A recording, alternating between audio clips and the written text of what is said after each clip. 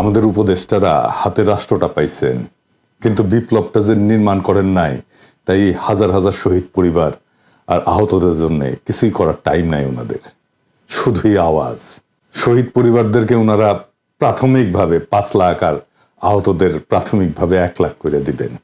যদি ওনারা আগে বলছিলেন শহীদ পরিবারকে 30 লাখ করে দেবেন ওনারা, আমরা কিন্তু ভুলি নাই এটা। এখন আমি এরকম অসংখ্য শহীদ পরিবারের অভিযোগ পাইতেছি, তাদের উপেক্ষার গল্প শুনতেছি, তারা কি নিদারুণ কষ্টের জীবন পার করছে তা শুনতেছি।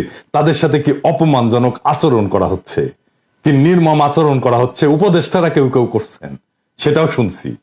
আমি রেকর্ড রাখছি। আমি সাবধান করে বলতে চাই, শহীদ পরিবারের সাথে এই আচরণ বন্ধ না হলে আমি কলে সবার নাম কয়ে দেবো কে কি আচরণ করছে। শহীদ পরিবারের সাথে এই নির্মম আচরণের জবাব কিন্তু জনগণ দিয়ে দেবে, জানায় দেব সবাইকে।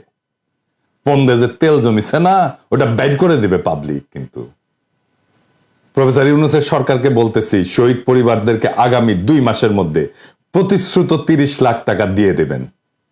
আমি ইউরোপের শহরে শহরে গিয়া জুলাই ফাউন্ডেশনের জন্য দান করতে প্রবাসীদের উদ্বুদ্ধ করছি। আগামী 2 মাস মানে কিন্তু জুলাই বিপ্লবের 6 মাসের বেশি সময় পার হবে, যথেষ্ট সময়।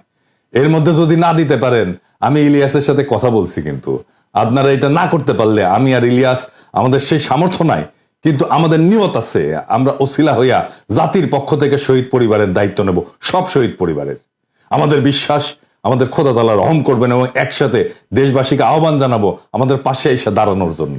জনগণ কালে দাঁড়াবে আমাদের পাশে, আমাদের আওয়াজ শুনে, আমাদের আহ্বান শুনে। ওইটুকু ভালোবাসা অর্জন করতে পারছি বলে মনে হয়। খোদা তাআলা রহম করবেন যেন আমরা এই কাজে কামিয়াব হইতে পারি।